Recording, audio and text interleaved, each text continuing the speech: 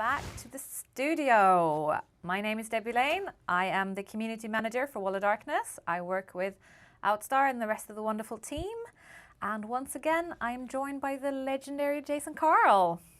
Hello, I am Jason Carl, legendary or not, and I'm the brand marketing manager for the World of Darkness. Yes. I hear it is a World of Darkness. It is. I hear it's the month of darkness. It is the month of darkness. darkness. It's our favorite month. It is. Of course it is. It's on brand.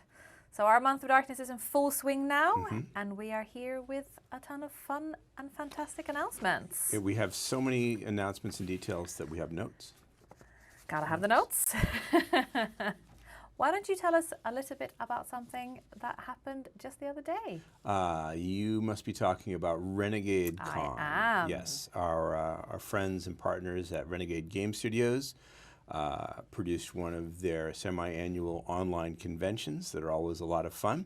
And they always focus on what's coming next. And our friends at Renegade showed several things that are in progress, in development, and are coming soon. So let's start by talking about a few of those. Yes. If you haven't yet seen the Renegade Con stream, it is available for you to watch at your convenience on the Renegade YouTube channel. And I'm going to be a little representative here because I don't want to steal their thunder entirely in case you haven't seen it. But I will give you an overview of what they talked about. The first thing they shared was the new limited edition dice sets for Vampire the Masquerade and for Werewolf the Apocalypse. I can speak only for myself, but I can't have enough shiny math rocks. No. So always need more shiny math rocks. They'll be added to my collection just as soon as they are available, and they are beautiful. They are. Let's see. Renegade also talked about several ttrpg books. Quite a few. Werewolf the Apocalypse, Wormtide, which I'm excited about. This is essentially an antagonist book for Werewolf the Apocalypse, the creatures of the worm. The scary forces arrayed against our Guru heroes. It covers things like the Fomori, Banes, the Black Spiral Dancers. Of course. Of course. It also covers human organizations like the Pentex Fronts and talks about how to incorporate those into your chronicle. There are lots of new character options in the book, including lore sheets. And something I'm very much interested in seeing, and that is the worm-tainted gifts. Ooh, that sounds very exciting. These sound like terrific things to have in the storyteller's toolbox. Renegade also shared with us information about Vampire the Masquerade in Memoriam.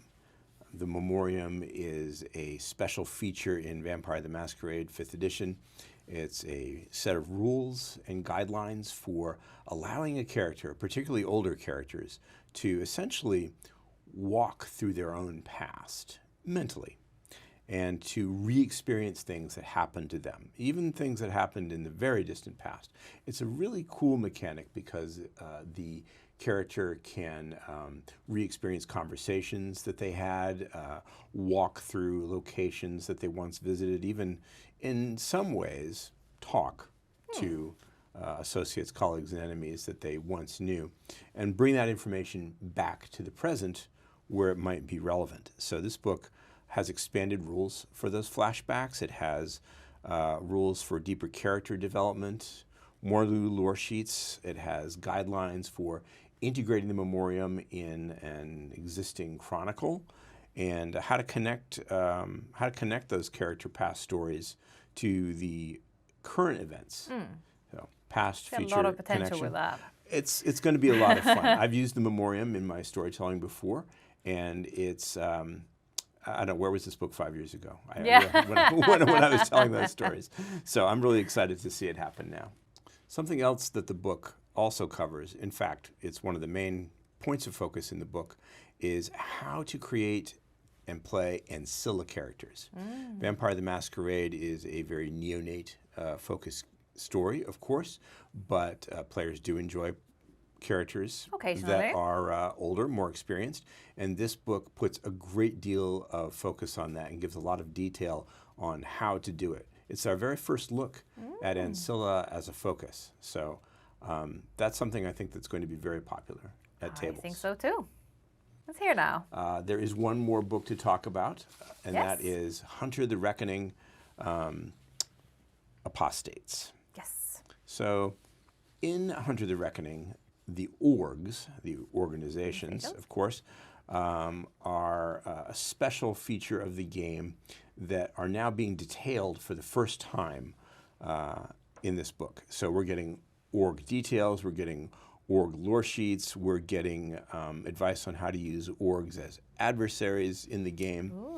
We're getting new player options. Sound familiar? Ooh. Yes, including a lot of new perks for Hunter Edges, storytelling advice for incorporating apostates into the Chronicle, and something that I think is particularly useful, we're getting a ready-made story featuring apostates that you can just drop into your existing Chronicle. That's wonderful. But we're also getting 2 full outlines for brand new Chronicles focused on the topic. Wow. So I think that's pretty awesome. That sounds incredible. It is a lot. It's a lot. And I look forward to each and every one of them, though. Yes.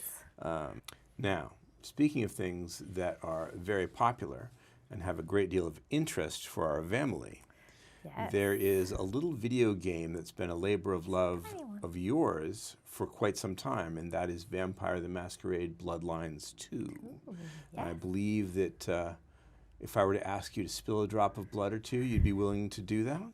Can you share drop or something with two. us? A drop or two, I can. We're not asking for pints here. We're not the circulatory system, after all. I'm sure that a lot of you have already read Dev Diary number 19 Yes. regarding hunting and feeding. We released that on the 9th of October, but I would still like to talk about it a little bit for those of you who haven't had a chance to read it yet.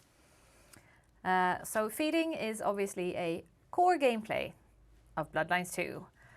It is the primary method for both healing and using discipline abilities. Most of all, we've wanted to make sure that the players are mindful of the masquerade when feeding, while you probably can go out into the street and murder everyone you see. You really shouldn't. Seems like a bad idea. In game or in real life, it's just a bad idea.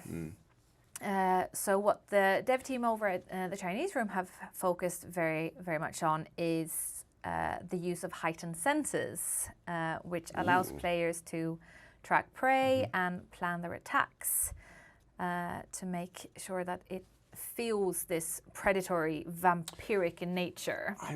Something I really appreciate about what our developer friends are doing is they're paying so much attention, putting so much effort and passion into making you feel like a vampire when you play this game. I think that's really terrific because, of course, that's a core part of its appeal. You want to feel like a kindred. Exactly. And I think this Dev Diary in particular emphasizes exactly how they're thinking about doing that and how they're implementing it into the game. I think my favorite part of it is how they've done it with how you can use blood resonance events to track and manipulate NPCs if they have a specific blood type and you're looking for it, because it really offers a very, very unique hunting opportunity and experience where you get to like lure them into secluded areas so that you don't have to, so you can avoid breaking the masquerade.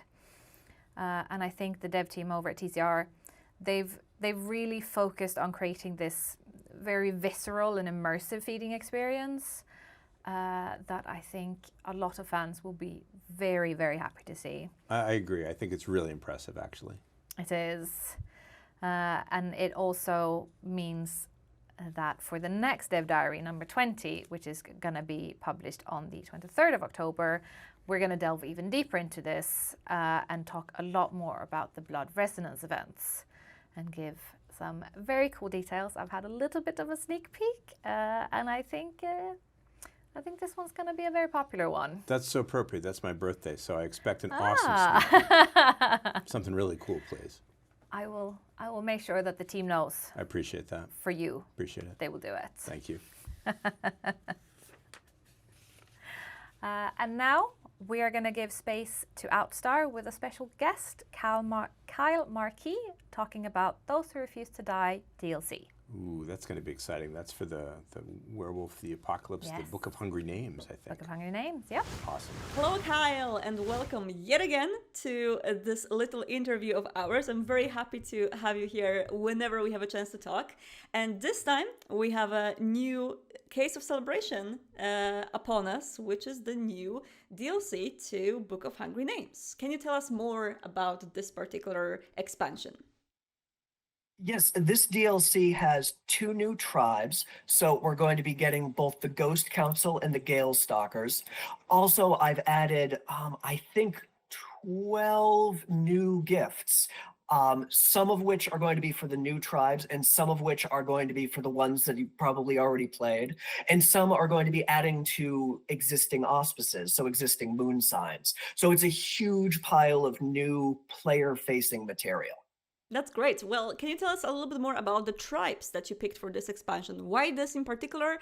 And was it easy to write for them? Did you stumble upon any challenges? Yeah, we have the Gale Stalkers and the Ghost Council. I am a big fan of both. I really like the new edition of the Ghost Council. I like the idea of using the worm's powers against the worm, because it's such a bad idea. You're going to get into trouble doing that. So there's a great role-playing opportunity even within Book of Hungry Names, even within a single story, to get yourself into a lot of really great trouble with that. And the Gale Stalkers are really nice because they're so clear, their silhouette is so clear as relentless hunters. So I think they work well as sort of the werewolf's werewolf, to have just this really clear idea of being relentless and ruthless hunters. For them, I actually spent a little bit of time trying to figure out how I wanted to have the text talk about them. Because I remember when I was working on Night Road, and one of the first things that came back from the beta testers was, I can play a Toreador, but I don't feel like a Toreador. I want to feel like I'm really upset about art all the time. As a Toreador, I want to have, and it's hard because in Vampire the Masquerade, you don't choose your clan, you get bit. So you have this weird situation in Vampire where, well, is every Toreador like that? Does it shape your personality to become a Toreador? But with Werewolf the Apocalypse, to some extent, you're choosing your tribe. So I want to have this sense for each of the tribes that the game, the narrative is aware of who you are and is able to sort of talk to you about that. So one of the things I really wanted to do with the Gale Stalkers is to have these little flourishes where you are reminded that you are almost distant from your pack, because you're a servant of North Wind. You're a servant of this very cruel and distant patron spirit. So I was able to do that with the hunts. The requirement for being a Gale Stalker is you constantly have to hunt down fresh kills. So that's a great chance to, every single chapter, incorporate this sense that you're a little different from your pack. The werewolves in Book of Hungry Names, they're pretty human focused, and they're aware of that. They're aware that they're not living way out in the woods like Red Talons or Gale Stalkers might live. They're in a small town, but they're in a town.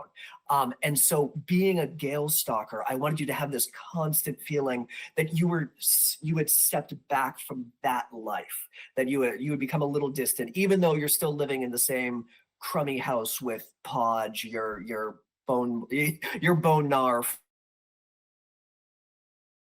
friend or boyfriend or just general nuisance. He's a different kind of werewolf from you, and I wanted you to feel that way as you played a Gale Stalker. So I had a lot of fun integrating that, even though it turned into quite a bit of text. Yeah, I was wondering, because of the relentless pursuit and having to hunt the prey in the way that the Gale Stalkers do, is there any difference in the pace that the game is taking when you are playing as a Gale Stalker in comparison to other tribes? Yeah, it pulls back a bit at the beginning of each of those chapters. So, Okay. when you're in the first part of the game, you have these these fun runs, I guess you could call them, to get to different locations. And you're still sort of feeling out what you are as a werewolf. You're sort of practicing your lupus form, which is something that I wanted to emphasize, that, like, you know, the character in this game is very new to being a werewolf. You know, you're still a little shaky on all fours. Whereas, you know, so it can be played for comedy for some tribes, or if you don't have a tribe yet.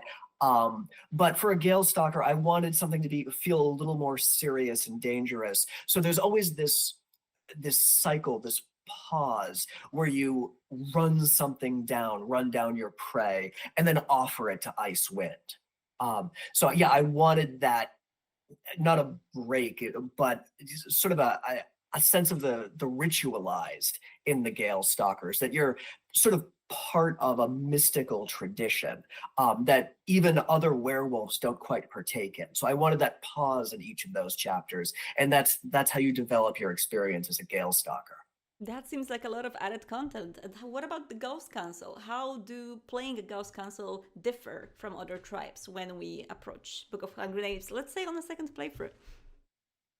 Okay, well, Ghost Council is, in a way, it's easier because their gifts set them apart. Specifically, the one I really wanted to do, I really wanted to add in W5, it's Thieving Talons of the Magpie. Yes. It's the ability to steal other gifts. I love it. And not just other gifts, but like other powers. And it's one of those things that's really great in something like a Choice of Games story, because, you know, you have a tabletop game and you're interfacing with all these different kinds of powers. You know, you really don't want, as a storyteller, you don't want to have to be like, okay, maybe you can take like vampire disciplines, but that's going to be a huge hassle every time the storyteller has to implement that.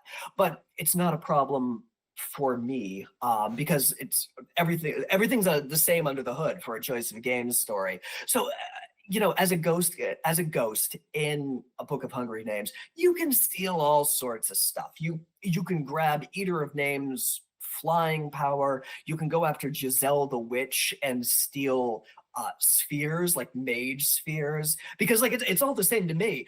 And so yeah, you can steal all sorts of crazy stuff. You can there's a huge rumble against Fomori in chapter 7, and it's just a smorgasbord of what you can select. You can grab all sorts of stuff from them, and it's one of those things that's like, you know, in a way it's easy to put together for me, because I don't have to deal with you know, figuring out how like changeling powers work. If a changeling shows up, you know, it's a storyteller, and you don't have to do that. For me, it's easy. The problem was debugging all of this stuff. There must be 25, maybe 50 powers you can take. And so every single one requires, you know, we had a guy come in to just handle the debugging of all these powers. Because yeah, there's so much stuff. Yeah, especially like, you know, I like Mage. I've always liked Mage the Ascension, and there's no Mage 5th edition out. So I'm sort of guessing how Giselle the Witch works. I'm sort of assuming that she's a mage and not just some like you know, some normal person with a few powers. So there was a lot of speculation there, but it was a lot of fun to put together. And the great thing about the Ghost Council is that that's sort of the heart of what makes a ghost, is being able to grab all these villainous powers and use them. So I didn't need the narrative framework that you get with the Gale Stalkers. I've just got those delicious kind of scummy powers that the ghosts get to mess around with, and that's really what makes the Ghost Council the Ghost Council. I love how you have a choice of powers and, you know, gifts to add to your game, and you specifically are like, okay, let's choose the one that will require me to write 25 different powers. You're done making it easy for yourself. Easy ones. Yeah, I remember putting together the Gale Stalkers, and it's like, oh, I know, I can just give them a power that enhances their endurance, because that's what Gale Stalkers do. They hunt all day. And that's an easy one. It's right out of the 5th edition book. It took like 20 minutes to write, and it was done. But yeah, some of the stuff has been incredibly complicated, especially it's called crow in Book of Hungry Names. You meet a grumpy old crow spirit, and oh man, putting that together. And there's also extra stuff for some of the existing tribes, the ones that have been in from the beginning, like glasswalkers now have the ability to take over machinery. Oh my God. I hope people like it, because man, that was not easy, because I'm going through every single chapter and looking at like, are there some light switches in here that you can turn off and get a bonus to your stealth? Yeah, probably. And you know, every single time I write that in. Is there like a police car you can take over and like drive it around like a remote control car, even though you don't really know how to drive? Yeah, that sounds fun. I'll put that one in too. So yeah, there was a lot of work with the new gifts. There are about a dozen of them. Most of them are pretty complex. And I was really happy to do this because, you know, the players just love the gifts. Like, that's one of the things that people keep talking about. And the nice thing about Werewolf is that I think Werewolf players, especially since a lot of them are just sort of coming in from wherever they want to play a werewolf. Maybe they're furries, maybe they just want to rip people in half. They just sort of come in from wherever. Whereas like Vampire the Masquerade, a lot of players want a very true to tabletop experience. So they want the disciplines to look what the disciplines look like Yeah. in the games that they've physically played. Whereas, you know, Werewolf players have been a lot more flexible. Like, you know, so, you know, I'm able to bend the gifts around, change them for narrative convenience, and there's not as much pushback. So that's been really nice. I've been able to produce stuff that feels like the Gale Stalkers, the Ghost Council, the Glasswalkers, that isn't an exact simulation of what you have in the tabletop game. And that's been really nice. It's been nice to write. That's really cool to hear. And one thing that I hear some storytellers for Werewolf the Apocalypse 5th edition struggling with still is coming up with ideas for the spirits and how to roleplay spirits, really, how to portray the spirits to people. How have you tackled that? Because I've heard nothing but great opinions of the players playing your game about the spirits. I actually started with the spirits. That was like the idea that I had. The first ideas I had were the main characters, that your pack mates, and once they were in place, I knew that I had to write a game, and I immediately started bothering Kareem at World of Darkness in order to write this thing. But once I got the go ahead, I wanted to develop werewolves that are sort of spirit first, that are gift giver first, because, you know, in the tabletop game, it makes sense that, you know, you want to know what these powers do. You want a list of powers. And because players love powers. I love powers. But I wanted to develop something where the first thing you interact with is the spirit that gives the power. And then you interact with like the chiminage and the requirements and what they want. And only then do you actually get to mess around with their power once you've satisfied them. I wanted them to be major NPCs. And a number of them are. In this new DLC, you can actually get the Stormcat as a gift.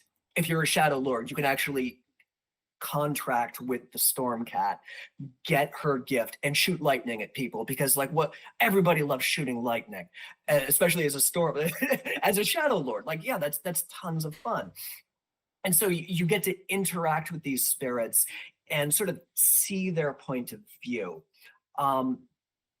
The other thing I wanted, just in the very beginning of designing Book of Hungry Names, and maybe this was really arrogant of me, but even as I watched like the Werewolf 5th edition get developed, and because I started with a document that was like 5 pages, and it was like, maybe we should have a rage tracker.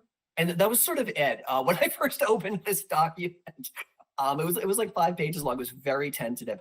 But even as I watched it develop, I'm like, well, they can't fit like the entire original like 25 years worth of background in this game. They're never going to be able to do it.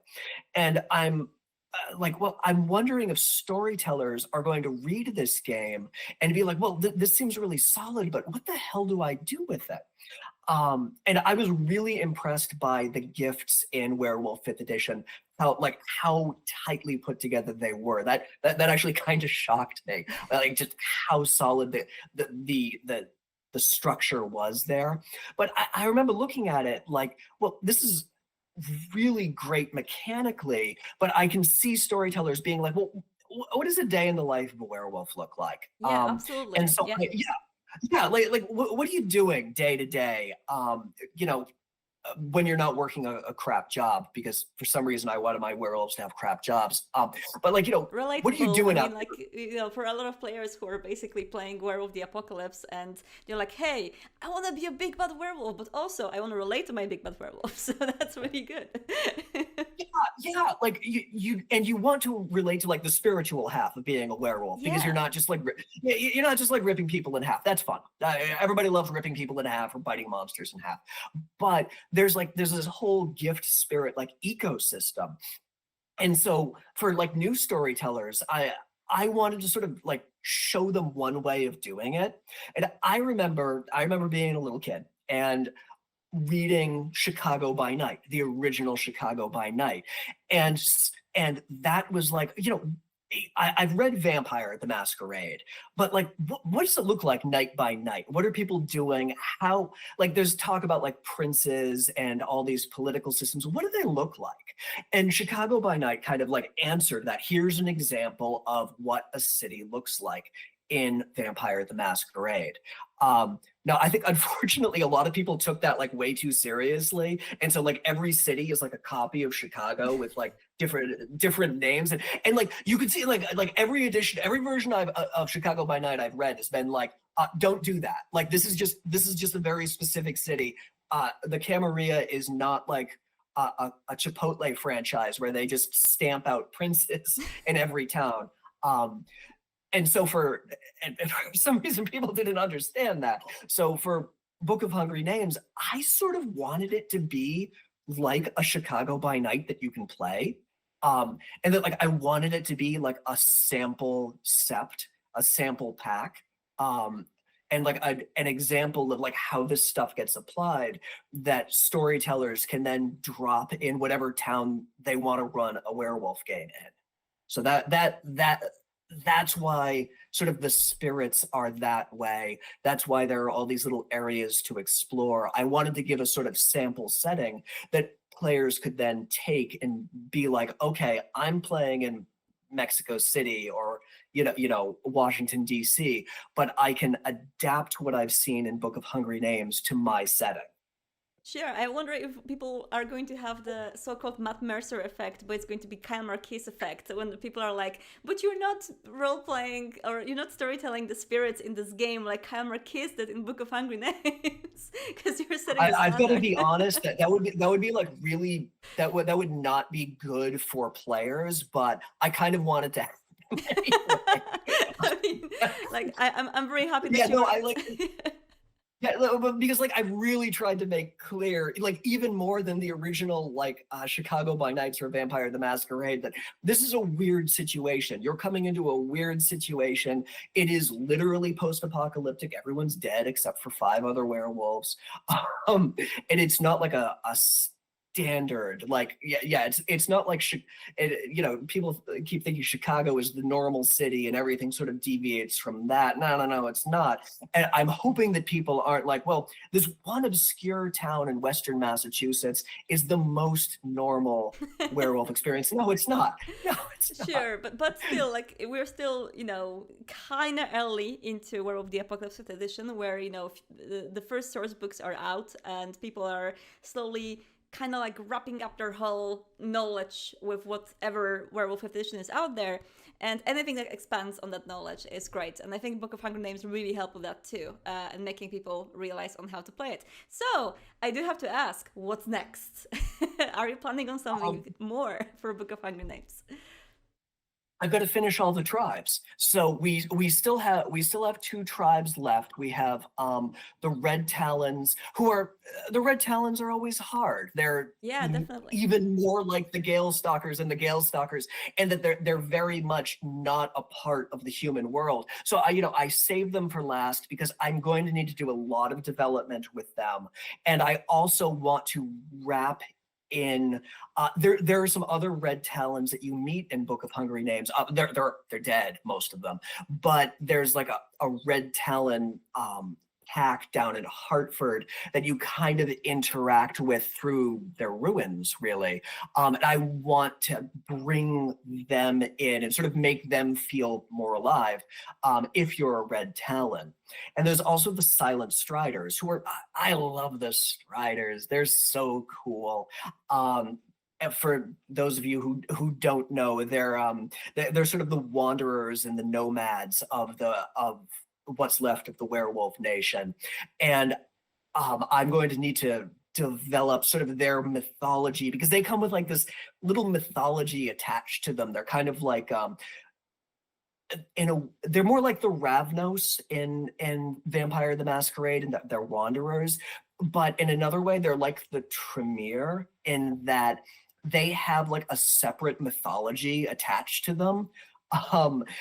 That needs to get developed. They've got backstory as a tribe that I'm really looking forward to developing. So yeah, it's going to be next is going to be Red Talons and the Silent Striders, and I'm also in that 3rd DLC. I really want to put together another like quest or mission, because this one, it's purely player facing. It's a huge pile of new tribes and new gifts. And I sort of want to reward myself for all that hard mathematical work by just writing a new story, like the auction house story and Night Road, something to add, to the narrative. I have a pretty good idea of what I'm going to do, but in terms of theme, I really want to focus on the horror of Werewolf the Apocalypse, because that can be hard because you're so damn powerful. So yeah, you had this situation where you want to write like a trapped in the basement horror story, but you can't because you're a werewolf. Like yeah, you're obliterate most of the threats. So and in like the main Book of Hungry Names story, there's a later chapter where you face off against the Teufelshand, this sort of extra dimensional horror that's ripping people's faces off. Very rude. And you end up with, in most playthroughs, you end up with this really ugly, horrifying situation where you can't save all your friends. And so at least one of the humans is going to bite the dust, and you have to make that miserable choice. And I've sort of found that's the best way to approach horror from when you have like 5 werewolves, because it's hard to just straight up physically threaten them, but the ability to threaten the environment works much better. It's like Superman in Metropolis. Like, yeah, you're not going to beat up Superman, but a threat that damages Metropolis, you have a threat that damages your friends, your touchstones, the actual landscape itself. That's a great threat. That really works well. I'm really excited to write just a really creepy horror story that threatens your allies and makes you have just a really bad time. I love it. The horror lies within yourself. That's so good. Well, I'm looking forward to it, and also good luck on writing Red Talons. I assume this will be much of a different take, similar to Ghost Stalkers, in comparison to other tribes you have written so far. But you have nailed down all of them previously, so I am looking forward to what you come up with. Do we have a more or less expectation on when we can play the next DLC, or do you want to still keep us in the dark about it? I've got no idea. I really haven't started writing it. I have a deadline in January, but and it's going to be easier to debug than this one, because this one had so many complicated gifts. It had like the gift stealing gift that was just it was really hard. This is probably going to be more straightforward, since it's just going to be an additional chapter and the 2 new tribes, all of whose gifts are already written. We've gotten to the point mathematically where like like all the gifts are done, and so you're just getting a handful of pre-existing gifts. For Red Talons and Silent Striders, there are no new ones, which is kind of a relief. Man, those gifts are hard to write. So it should go into play testing sometime in January, and I'm hoping to get it out within a month or two after that. Perfect. Very good to know. And in the meantime, Kyle, thank you so much for joining me for the interview today. I hope people will love this DLC. I mean, I don't have to hope. I'm sure they will. And we will see you next time here, hopefully, for the next DLC to talk more about Red Talons. Thank you so much. You have a great day. Thank you. It's time for another giveaway. Well, I like this part. Yeah, it's my favorite part too. So this time we've got a werewolf package for you today, since we thought that would tie in very nicely with the Those Who Refuse to Die DLC little video. So. Okay, what's in the package? Oh, you've got it right here. I do. Let me just... Another heavy one. I like finding out what's in these packages. I don't get to see them until Yes, you have no Debbie idea. shows you. This is all my little brainchild. So we have another dice Very bag handsome, and yes. another dice set, so Cool. they match and go together. And I also found Oh, these are some great. really cool character journals. Yeah, these are great. So they've got like character sheets inside of them and prompts to develop your backstory, and they're just cool. They got the, I'm not sure if the camera can pick it up, but it's like a silvery, It's got the, not a it's silvery. got the werewolf claw logo Yes, on it, I a think. bronze Yeah. werewolf claw logo. And then of course the core rule book. Oh, fantastic. So I think this is the perfect kit if you have ever thought about getting into werewolf and haven't known where to start. I highly recommend that you head on over to the World of Darkness Discord, where all the details about how to enter this little giveaway will be shared later today. That is once again all that we have time for today. Thank you for joining me today, Jason, and thank you all for watching this Month of Darkness stream, and I will see you guys next week. Thank you very much, Debbie. You're such a fantastic host. Thank you. We will see you again very soon.